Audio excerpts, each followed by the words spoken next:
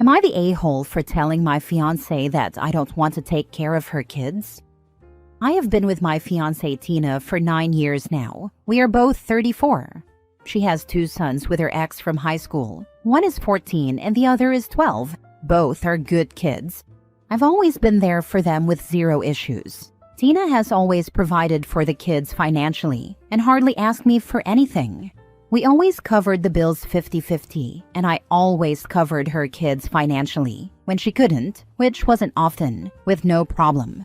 Likewise, if I was ever short on money, she would send me far more than I actually needed and refuse to let me pay her back. Money was never an issue. The issue is time.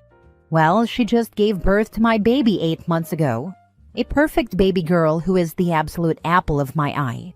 I didn't know I could love this much. The problem is that it's grown increasingly obvious that I just want to spend time with my daughter. I'm barely home as it is. I work 6 days a week. Tina works from home. When I'm home, I literally just want to hang out with my daughter because I'm barely able to. I go to work at 5 a.m. and don't get home until 4:30 to 5 p.m. I only get about 4 hours to hang out a day.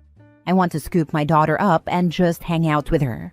That's it. That's all I want. I'm already missing so much.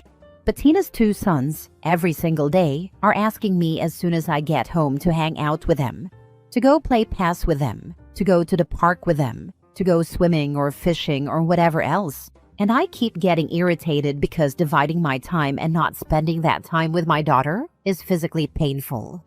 Well, Tina asked me last night what was going on because she said she can no longer ignore the fact that I'm acting like I hate her sons. I told her that I don't hate them at all. I actually love them a great deal. But I can't ignore the fact that I truly have 0 desire to divide my time between them and our daughter, considering our daughter is growing like a weed and I'm already missing everything.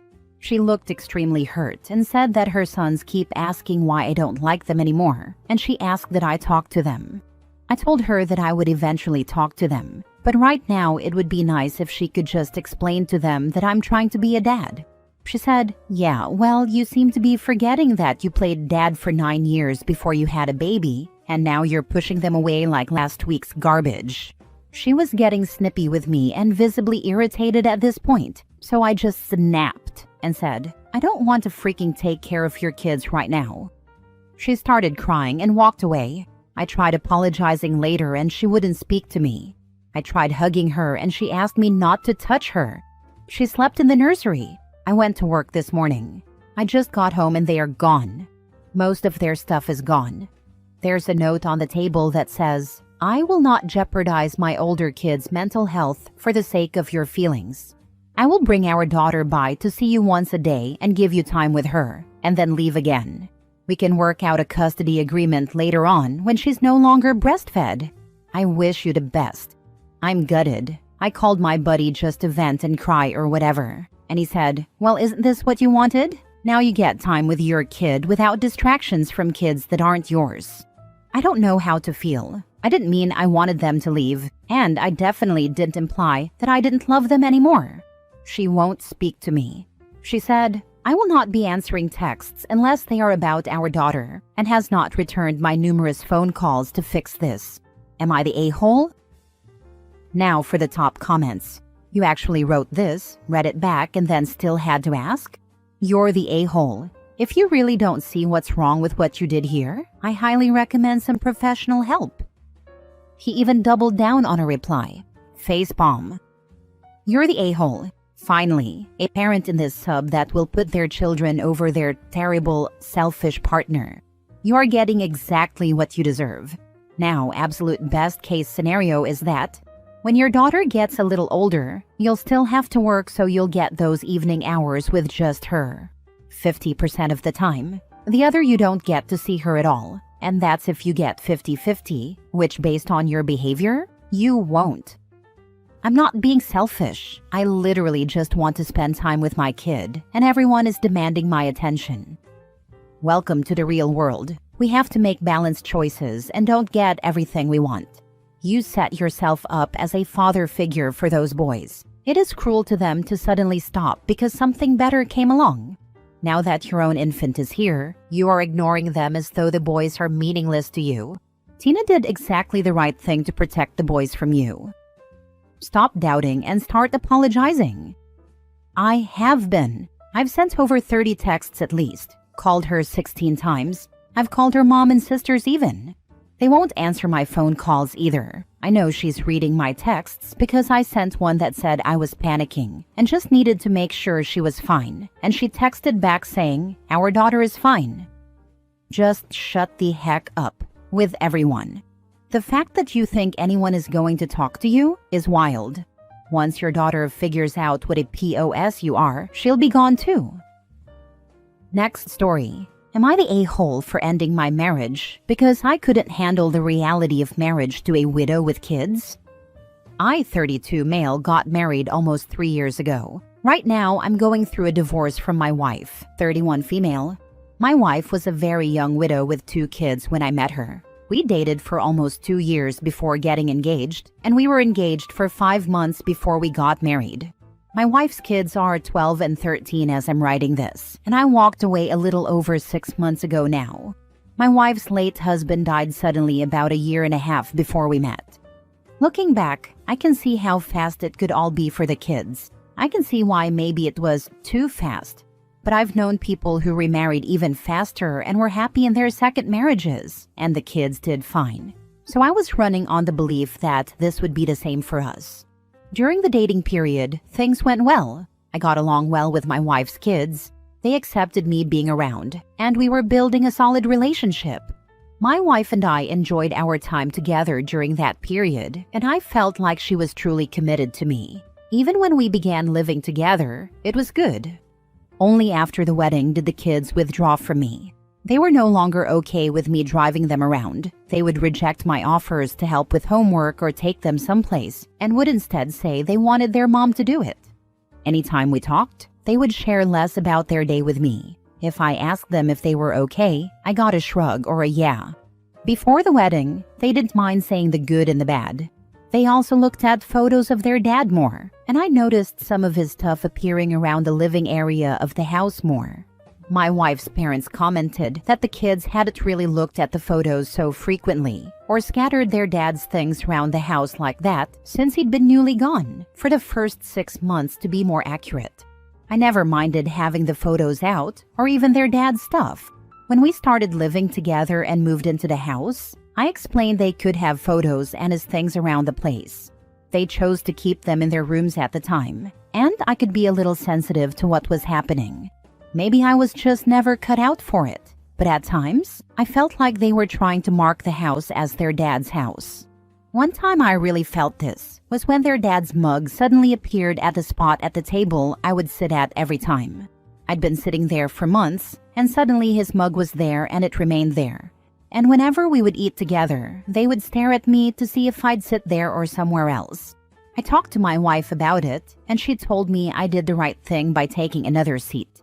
They also started putting photos of when their dad was alive in more prominent positions and would hide ones that included me behind them. I asked one day if they had moved the photos, and they said yeah, that they wanted the photos of their family to be seen. Alongside this, my wife was acting differently. She made less time for us. When we were together, she wasn't as affectionate, and I caught her playing with her first wedding ring, which she wore around her neck, more often. She started calling her late husband's family her in-laws again, but didn't refer to my family that way.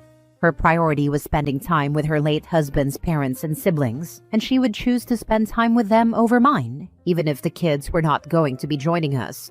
Often she would forget when we had plans with my family. She really made zero effort with my family, and my family tried to get close to her and the kids. Plans we had discussed before marriage were also changed. We had discussed having kids together and agreed we wanted 1 or 2, but then she said she didn't know after we were married. She wasn't like this with other people. She was just as open and affectionate as before with everyone else. She enjoyed herself, but it was like being reminded of me was a bucket of ice water over her head. I tried to discuss it with her, but she was busy. Or she'd say she had no idea she was doing it and promised to be more conscious, but she wasn't. And then she started talking about her late husband more. I would try to engage with her about him, but she'd carry on without me and almost seemed to dislike me talking about him. In the end, I couldn't do it. I know there are ways to try and make it work, but I didn't feel like anyone else wanted to. So I told my wife I couldn't do it anymore and said I wanted a divorce. She looked startled at first, and then asked me why, and we talked briefly about it before I left the house. We did go to a couple of therapy sessions together after the separation, but she closed down certain topics, which made me more secure in my decision. And her kids did not miss me at all. Apparently, once I was gone, the kids told their aunt that the house felt like a home at last. They didn't say it outright as, now that he's gone, but it was implied. My wife's parents don't understand why I didn't stay and fight for us all to come together and be a family. They said I gave up too fast, and that I knew what I was getting into when I married their daughter. My wife has asked for us to work it out, but I don't see a future for us. Does all of this make me the a-hole? It's okay to recognize when a situation isn't working for you, especially when it feels like you're not being prioritized or accepted. If you've given it your best shot and still feel unhappy and unsupported, leaving isn't selfish. It's protecting your own well-being. Thank you. I feel like there are other things I could have done, but each and every one felt like it was just prolonging something that will never work. At least not for us, and not right now. No, you are not the a-hole. I honestly believe that she moved on too fast. She was most likely still grieving and hurting from losing her kid's dad. And when she met you, it probably felt really good to not be sad anymore because you made her happy, and so it was like being on a high for her, a whirlwind experience. And she got to forget all about the sadness for a little while. But after the newness of your relationship wore off, that sadness came back. And it didn't help what her kids were doing. They kept reminding her of their dad, which probably made her feel guilty. So then that made it hard for her to be able to fully engage in your relationship. I feel she needs more time to grieve her first marriage before she's ready to move on with somebody else. I'm sorry you are going through this. I can see that being very possible. Maybe she got caught up in everything, and once it was a done deal, it brought her grief back. I just hope all three of them can be okay after all of this. We didn't work out, but I hope in the future they can all be happy. Last story. Am I the a-hole for stepping back from my family after being repeatedly excluded by my golden child brother, even when I paid for everything? My father was diagnosed with stage 4 colon cancer almost 7 years ago. He's 69 now, and despite multiple surgeries and rounds of chemo, he's still here and living a full, productive life. My wife and I suggested hosting a Thanksgiving-style celebration with extended family to honor his journey and give thanks. Once my siblings got involved, things went sideways. I'm the eldest of 4, 39 male. Then there are my brothers, 36 male and 33 male, and our sister, 30 female. My second-born brother Ryan and I have had a lifelong rivalry. We've never gotten along, not as children, not now. He was always our father's favorite, while I was made to feel like the proverbial stepchild. I could never understand it. While we all got the best education money could buy, our home life was chaotic and abusive. I left home after high school to get away from the dysfunction and abuse. My siblings all stayed, endured what I couldn't, and got their degrees in university. I remained the uneducated black sheep of the family.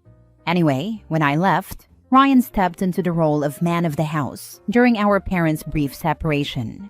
He's held an unspoken authority over the family dynamic ever since. I've never wished him harm, but I wouldn't be surprised if he's prayed for me to be hit by a bus. No one in my family ever calls him out. It's like everyone tiptoes around him. Back to the celebration. Once we got buy-in from the siblings, Ryan bulldozed the planning. He insisted on dates that would make it impossible for my kids to attend because of school. My wife and I live across the country. Everyone else is local, so we needed coordination. Ryan refused to consider alternative dates, saying he didn't want to risk our father having a health setback. This man was diagnosed 7 years ago and is doing well. That's the whole reason we're celebrating. When my concerns were brushed aside by everyone else, who either ignored me or seemed too afraid to challenge Ryan, I left the WhatsApp group I had created to help plan the function. I told them I'd step aside but was available to assist if needed. No one contacted me except to collect money. I pledged $10,000, same as Ryan, and my other two siblings each volunteered $5,000. The day came. Since my wife and I weren't involved in planning, we arrived as guests. The event was disorganized and cheap-looking, nowhere near what $30,000 could or should have produced. Based on the food, decor, and setup, hosted at my parents' house, it honestly looked like the only money that was actually spent came from the $10,000 I sent. The rest? Who knows? There were half-hearted decorations, lackluster catering, barely enough for the people there, and a visible absence of my children. People noticed. A month later, my mother phoned me, upset that I'd left the group and refused to cooperate, again, placing the blame squarely on me. I tried explaining, but she wouldn't hear it. It felt like she was looking for a scapegoat for how mediocre the event turned out to be. To protect our peace, my wife and I have stopped jumping through hoops to attend family events. If something's during school term, we don't rearrange our lives anymore. We show up when we can, without the kids, and still get labeled uncooperative. And this wasn't even the first time. 2 years prior, my mother told me she was gifting the family a vacation through her timeshare. She said she'd asked Ryan to call me and coordinate dates with me. That call never came. A few days later, she phoned me, furious that I hadn't made plans. I told her I'd never heard from Ryan. She wasn't hearing it. I called him, and he casually told me the holiday was already booked for dates in the middle of my kids' school term. His kids are preschoolers, so no issue there. When I asked him to explain this to our mother so she'd understand why we couldn't go, he refused. Again, I was blamed for keeping the kids away and feeding the rivalry. I'm exhausted from being excluded, blamed, and expected to go along with everything. My wife and I have stopped rearranging our lives for family events that disregard us, but I'm questioning if I'm wrong to step back. Now for the comments. Not the a-hole. Do yourself a favor and take an even bigger step back. You mentioned that your childhood was abusive, but I don't think the abuse ever stopped. They just changed the format. Nothing you've written makes it seem like these people are worth the effort to visit, with or without your children. Your parents were abusive when you were a kid, and they are manipulative and abusive now. Your brother is selfish, and likely a thief, and your other siblings are cowards and complicit in this behavior toward you. I think you'd be better off further limiting contact to emergency situations only. Your parents can focus on their favorite, and he can enjoy that. Without you there to blame, they'll probably turn on your other siblings. Maybe that will help them grow a backbone. It's hard to escape a toxic home. Focus on enjoying the family that you've built instead of giving those miserable people more of your energy. True, your brother's a jerk. Your family enables him, and you're always the one getting screwed over, even when you pay. They treat you like crap, ignore your kids, then blame you? Cut them some slack, but not yourself. You deserve peace.